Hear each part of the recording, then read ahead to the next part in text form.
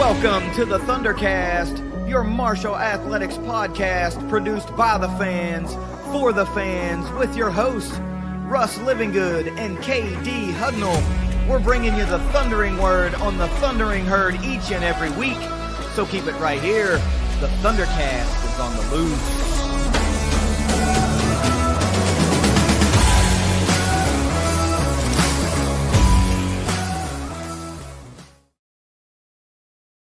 Thanks for downloading another episode of the ThunderCast. You can follow us on Twitter at ThunderCast_pod. You can download the show on YouTube, watch it on YouTube, and anywhere you like to listen to podcasts like Spotify, Apple Podcasts, iHeartRadio. Anywhere you find a podcast, you can pretty much find the ThunderCast. As we talked about the other day, there's big news coming down the pipeline. Marshall's new athletic director is expected to be named, and maybe by the time the show goes up, will have been named and officially announced. All signs point to that being current Austin Peay Athletic Director Gerald Harrison. And I thought it might be a good idea to touch base with some folks at Austin Peay and get a perspective from their side on what type of leader Mr. Harrison is and maybe what the herd can expect under his leadership from of the athletic department. So we're going to get into all that here in a moment. I've got a great guest with me, Chris Matthews, the co-host of the GovTalk. Of GovTalk, all things Austin Peay athletics. So on the other side of this break, we're going to pay a few bills. We're going to get Chris in here, and we're going to learn about Mr. Harrison and what he might mean for the future of Marshall athletics. If you've been hurt in a wreck, call the law firm of Leasure Oliver PLLC. Find them at 304carwreck.com. All right, guys and gals, it's time to get this show on the road. I got with me this afternoon Mr. Chris Matthews, like I mentioned, co-host of GovTalk.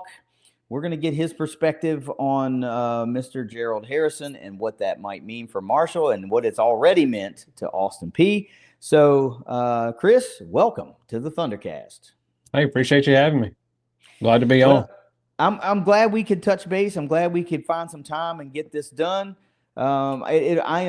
I am personally interested in hearing what you have to say because, of course, I, like every herd fan right now that cares about Marshall athletics, is kind of on the edge of their seat wondering what the trajectory is going to be for Marshall in the next 2, 3, 4, 5 years and maybe beyond, because right now we've got a lot of momentum going. We've got a lot of momentum is saying it lightly. So I want to talk about you for a second. I want you to give me a little bit of background on yourself, if you don't mind, and like how long you've been affiliated with Austin Peay, how long you've been a fan. Like, give me all of it real quick. Well, that's the easy part. I've lived here in Clarksville, Tennessee my entire life. My parents dragged me to Austin Peay games my entire life as a kid. Basketball, football mainly, baseball as I started, getting a little older. So, I mean, just been going there, went there for a little bit and just kind of knew what I wanted to do already. So I said, well, what's the point of this? Okay. So, but yeah, just, been in Clarksville my entire life here, 43 years old. So, and then been a follower of Austin Peay athletics, like I said, my entire life. So, yeah. So that provides the exact perspective that we're looking for, because you see things from an alumni perspective as well as a student perspective, because you can remember what was important to you then, and things change a little bit. At least the things that I thought were important at 20 years old from my college and from the athletics are a little bit different than what I think is important now at currently 45. So you also remember life at Austin Peay before the Gerald Harrison era and now during. So of course in the future it will be post, and that's a bridge you're going to cross as well as the rest of Gov Nation is going to cross. So I guess the biggest, quickest point we can make, you can make, is what changed at Austin Peay when Mr. Harrison was hired. Well, I mean, like you said, we had some momentum, especially in football. Football, it's, is your biggest revenue, as we all know. Before he come in, Ryan Ivey, who's now the athletic director at Louisiana Tech, hired Will Healy, who's now coach at East Tennessee State. That was where it kind of started from a football standpoint. I'm not sure how anybody in the Marshall are familiar with Austin Peay football, but we were the proud losers of 44 or 45 games up until going into Will Healy's hiring. And then he went 0-12 in 2016. 2017 is really when it started to take off. And then after the 2018 season, him and Ryan Ivey both left. And then that's where Gerald Harrison came in. And like you said, we had some momentum there with the program. And he just carried it further than any of us, I think, ever imagined. So he was responsible for hiring the football coach that kept that momentum going? Yeah, so he hired Mark Hudspeth, who was here for a year. And that was 2019 when they won the first Ohio Valley Conference since 1977.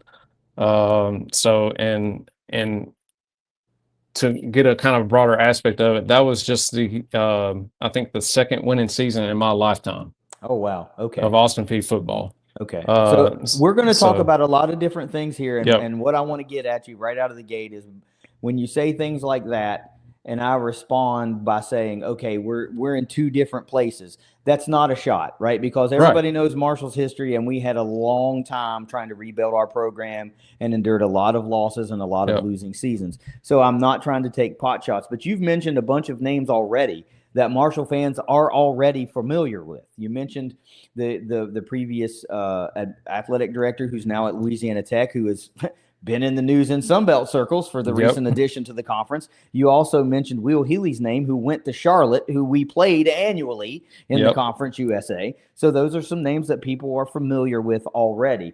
But you're talking about building a program or rebuilding a program from a wins and losses standpoint. But when you talk about gaining momentum and then continuing momentum, especially within a leadership change, just not a coaching change, but an athletics leadership change, that's what's important to Marshall fans. Now, our head coach is in place, first-year head coach Tony Gibson. So Mr. Harrison's not going to have to come in and hire a football coach. But there's momentum there. Marshall's the defending Sunbelt Conference champion. So we're looking at things like what else did he do for you from an overall athletics department standpoint? Well, we have one of the things that he did recently before leaving, potentially. We're going to have a women's lacrosse team starting in 2026. And, to some people that may not be a big deal.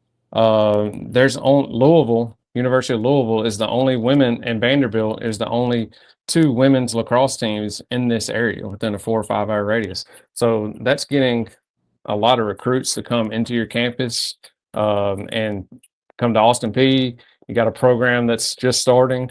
So, I mean, it's just stuff like that. And just the hirings, like me and you talked before we come on was, Roland Fanning with the baseball program. They've taken it back to where it was in the past, all those years when they went to the NCAA tournament.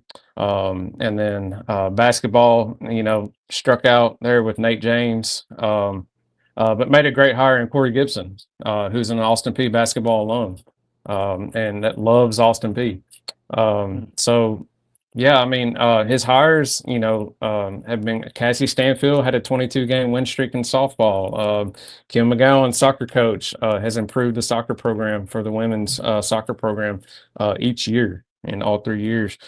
So I think he knows what to look for, and I think Marshall fans should be really excited about it. So, I think the initial knee-jerk reaction among a lot of Herd fans is that they are excited, and a lot of them dug into the bio, and they saw the handful of years at the University of Tennessee, and then nearly a decade at Duke University, and rising the ranks there before getting his first athletic director's role at Austin Peay. And that's something that we as Marshall fans are excited for, and that aspect is that we are going to or have hired an athletic director that has already been an athletic director, right? That's big to me because there's no substitute for experience, right?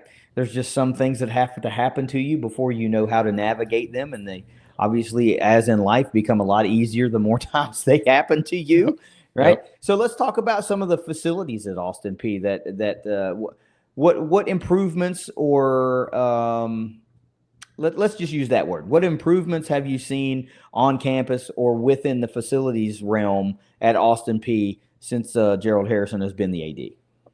Well, that's been a thing. Like we had him on our podcast about a month ago, and he said, anytime we get recruits out of high school, their first reaction is, "Wow, this is not what I expected," in a good way. Yeah. Our football stadium is one of the nicest in the FCS. The softball fields have seen major renovations, as far as new outfield wall, new pitching, renovated pitching facility, and now we have actual grandstands instead of just kind of like the old school, from the 80s and 90s. And because of that, they've been able to draw a lot of good recruits in, and they had sellouts for softball. And, I know a lot of your listeners probably don't know anything about Austin P, but similar to football, they were absolutely terrible in softball. And then same with baseball, major facilities, major upgrade to their facilities as well, as far as bringing in the outfield wall in. Because, I don't know if anybody knows Clarksville, Tennessee, we're a major flood zone. Our river floods all the time. The baseball field is in a hole pretty much. So anytime we get a lot of heavy rain, that baseball field is going to flood. So, stuff like that is, bringing the outfield wall in to try to prevent that from happening. The Dunn Center is now a full-time volleyball center. They've redone the floor. This just, all the facilities and all the changes that have been done in the 10 years and within the time that he's been here is stuff that I've never thought I would see as somebody that's lived here in Clarksville my entire life. So campus around the athletics and as far as the school buildings and stuff, it's just night and day difference from 10 years ago.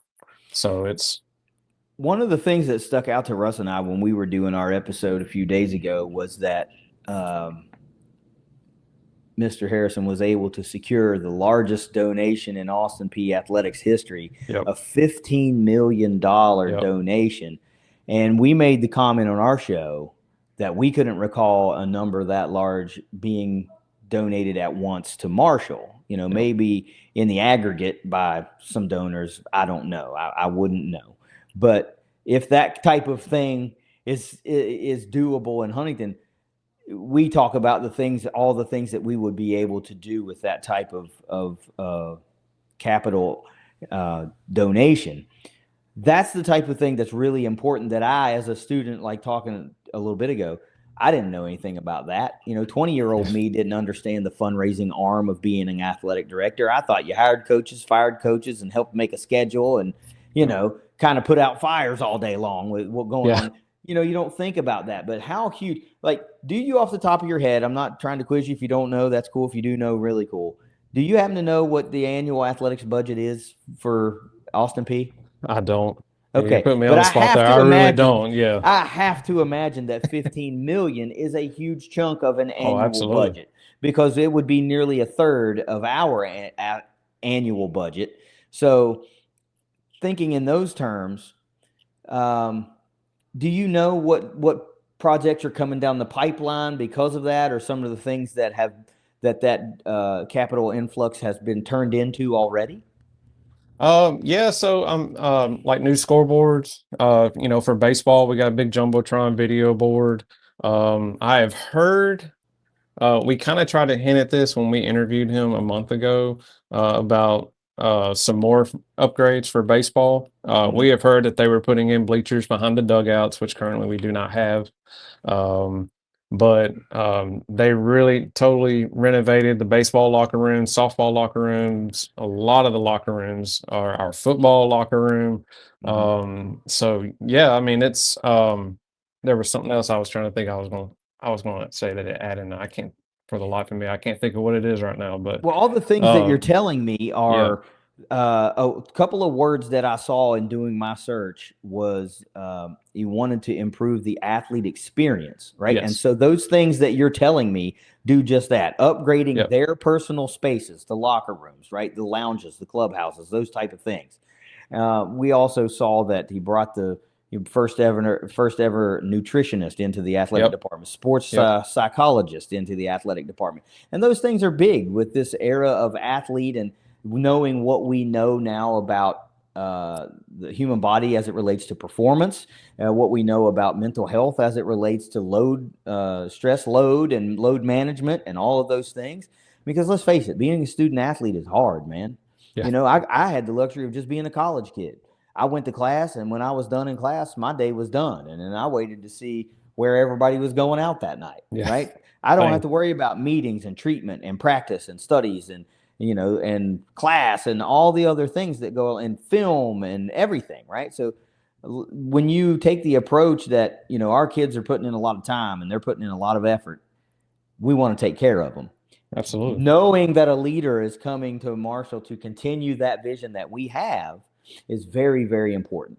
We don't want somebody that just sees wins and losses or only cares about football or only cares about, whatever sport.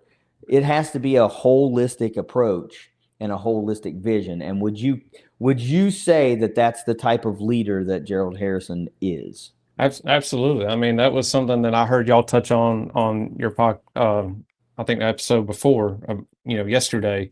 You talked about the total gov concept. I mean, that's exactly what that is. I mean, it's more of a, hey, we're not here for you just as an athlete or as a student athlete. We're also here for you as a student. Because stuff like you said, like a psychologist, nutritionist, you don't expect a lot of people, like especially me, someone that's been around here, you just don't hear of a school like Austin P having stuff like that. Right. So that's big for recruits, and some of the schools in our conference might very well have that, but around here it just wasn't something that was really ever heard of or really made known See, to people. So I use a term quite a bit on our show, and it usually relates to academics when we have some achievements on the academic side of the student athlete. And I like to use the word differentiator a lot because what that is it. I view those things as something that differentiates Marshall from our competitive peers. And when you talk about bringing in things that you wouldn't expect to hear around Austin P, that to me says that's a differentiator. We're trying to set ourselves apart from our peers, from the people we're recruiting against. We're trying to have something else that we can sell athletes on that want to come here. And that's a big deal, man. So when in the really competitive space of the FCS in your case and G5 or mid-major in our case, you have to find ways to be able to differentiate yourself and become more attractive and sell yourself better, because that lands you a better caliber of athlete, lands you a better caliber of coach, and ultimately leads to more wins, which leads to more donations, which leads to more this and that and the other. But it all starts with a vision and executing upon that vision. So it's very important to us that we have a visionary leader that sees where we are and then sees where they want to take us. And it looks like Gerald Harrison saw where Austin P was and says, okay, we can do this, this, this, and this, and be here within 4 or 5 years. Yeah. Would you say that now, of course, athletic directors aren't there calling plays on the field, right? He's not out there making tackles and he's not scoring touchdowns. But would you say you saw success as a fan, just from your perspective? Yeah. Would you say you saw success quicker than you thought you were going to? Oh, absolutely. I mean, because like I said, before 2000, what did I say, 17 or before 2019, I only saw 2 winning seasons. If we're talking about football, so we really going into the 2019 season, really, like, we didn't know what to expect. We got a new AD, we got a new coach. What is this coach going to do? Is it going to be, are we going to go back to our losing ways like we were before? Because the excitement was there. But people like myself, we didn't know. We didn't know what was going on. And then they go on and win nine or 10 games, win the OVC, make it to the quarterfinals in FCS, and very well could have made to the semifinals had it not been a horrific scheduling on the NCAA's part. Yeah, I mean, it was just the success, from a football standpoint, was unbelievable, quicker than any of us expected. And so it's carried on from there. We have expectations now. Used to, our expectations was we win 2 or 3 games, great. But now it's, we expect our team to go to the playoffs. That means something. That means yeah, something. I mean, that's okay. So along with that, we're going to switch to some off the field stuff here in a minute, but sure. Along with that, this is just something that generally comes along with winning, obviously. Have you noticed an uptick in attendance at your games? Are the stadiums fuller? Are the courts fuller?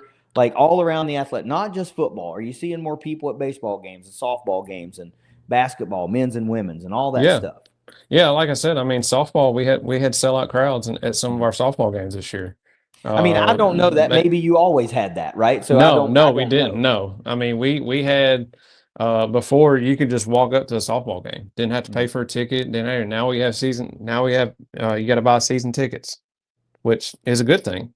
Yeah. And then baseball, maybe a couple of close to sellout crowds here. A lot of people we have a real grassy area on the first base side. A lot of people sit there. So it's kind of, it takes up spots out of the bleachers and seats and stuff like that. But yeah, I mean, a lot of people go to the baseball game, especially on the weekends in a conference series. Basketball, yeah. I mean, we had a pretty bit of a down year, so the attendance was down a little bit less. But the year before when we made it to the ASUN championship, I mean, it was one of the loudest and raucous arenas in the ASUN. So yeah, absolutely. I never would have imagined sellout crowds at a softball game. Well, that's we have our share of good attendance at softball. That's something that our current coaches and previous coaches, like, we were really good, but we still have free admission to softball games, and they'll pack the house out, from time to time, and it's a fun atmosphere. But I want to switch to some off the field type stuff, and I want to talk to you as a fan and talk to you as somebody who's just been around Austin P athletics for a long time. Let's do it. But it still relates to this era, Gerald Harrison era. At Marshall, we just experienced this latest era was a fans first movement, right? It was all about enhancing the fan experience at Marshall games to hopefully be able to sell more tickets, get more people at games, like just make them more enjoyable and more fun. By and large, some of those initiatives were really, really successful. And a good portion of that was because the previous athletic administration listened to the fans. When they said, hey, we want this, this, and this, or we think this would be, they wouldn't just do it, but they would at least listen and explore the possibility to see if it was something doable or not. So if Mr. Harrison ends up at Marshall, that's something that's going to be a thing, because Marshall fans hold their athletic program really, really dear. Not just football, not just basketball, all of them. Marshall is Huntington. Huntington is Marshall. They're inseparable and intertwined, and you can't have one without the other. Sure. So because people care, because people have expectations like you're talking about, they have suggestions. Not all of them are good, but also not all of them are bad, right? People know what they want, and a lot of things are doable there. Have you had any interaction in that capacity? Like, hey, I've got an idea here, or can we talk to anybody? It might be in the ticketing office. It might be here. Like, how can we do this better? Have you had any communication just personally to where you've got, what, I think this might work, or have they asked you guys for, what do you want to see at games, or what would you like to see us do more of, that type of thing? Yeah, I mean, so that was kind of out there. Not a lot, but they would ask for, the community's opinions and thoughts, to try to, draw more people in. So one of the things they did, and, nothing against, Ryan Ivey or the previous athletic directors. I can't remember if they did this. I don't recall them doing this.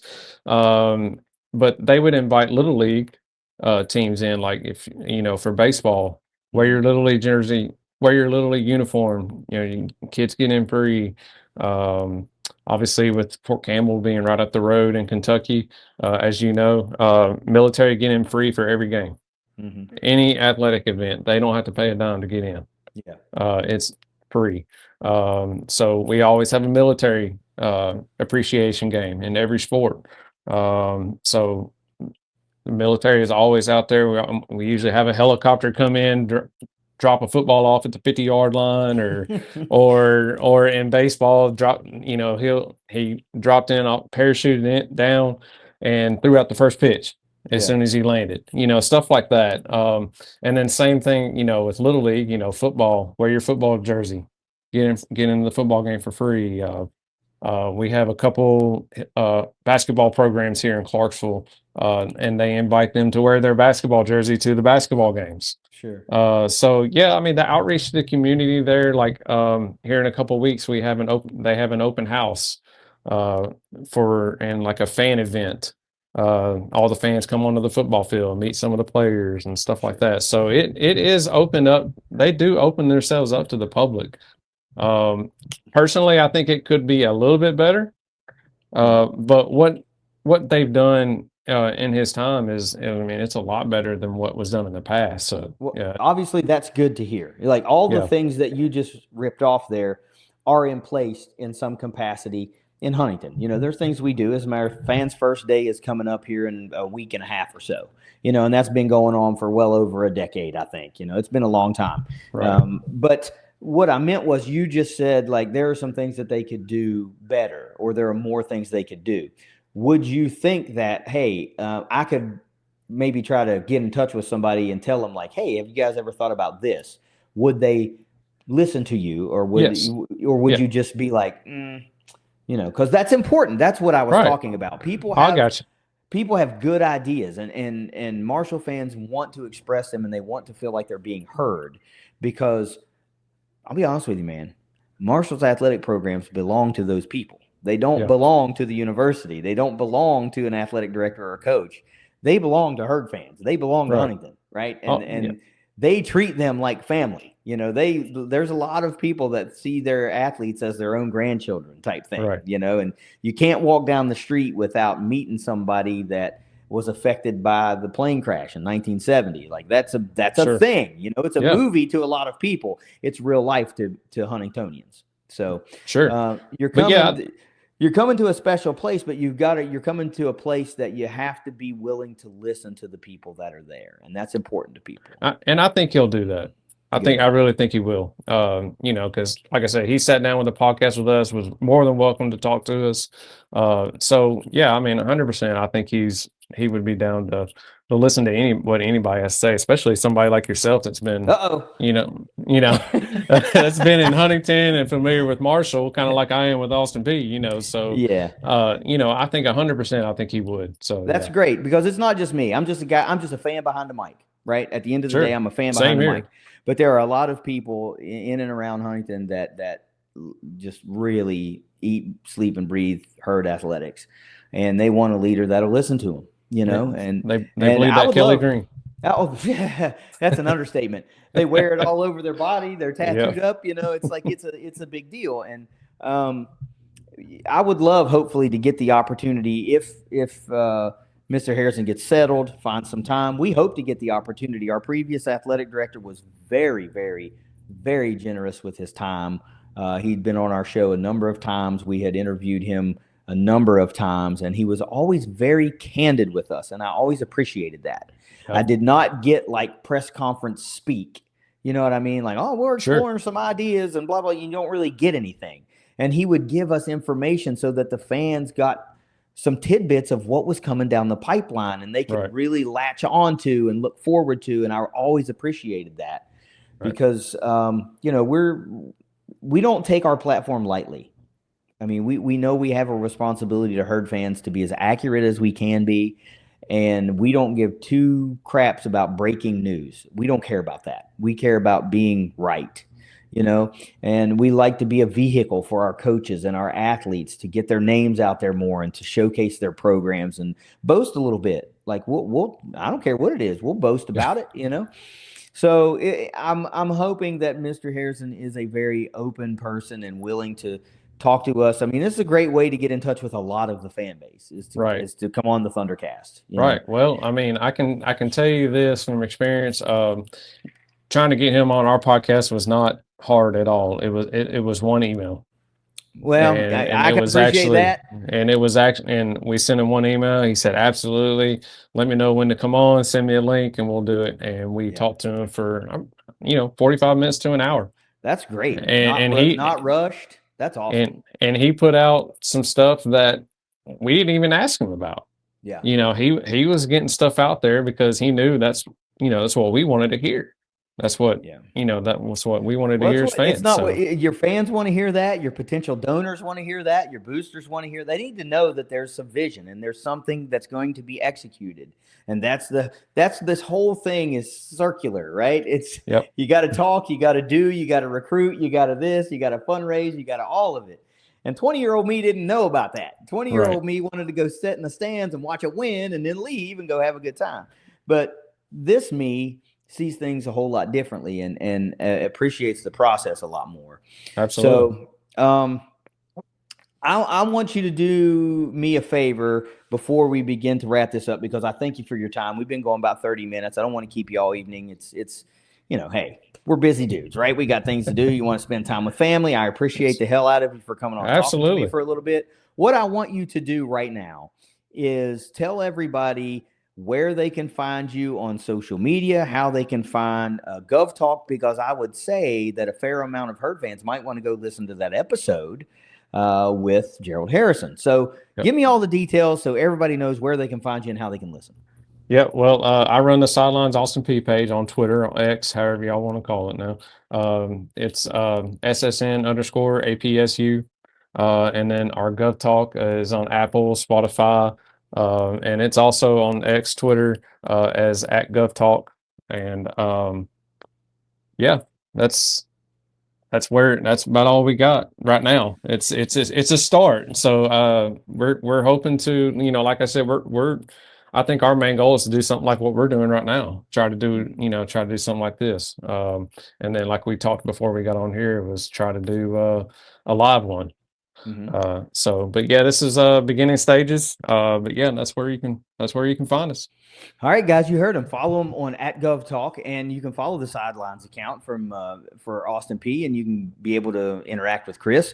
Go listen to the show on all those major platforms, and I think you guys might want to go. I haven't listened to it yet. I did not know you had interviewed Mr. Harrison yet, so I'm going to go listen to that episode too. I'd like to get a little firsthand account from the man himself of, the energy level and all of that, because that's all important to me. So I'm going to take us out of here because Russ usually does that, and he's not joining us this evening. And I don't want you to go anywhere, though. You know how it goes here. Just after we're done recording, hang out for a minute. But whether you see us at the Joan, whether you see us at the Cam, or whether you see us at the Jack, no matter where you see us, we're going to be saying, go Herd. It's the ThunderCast. We'll see you next week. Later.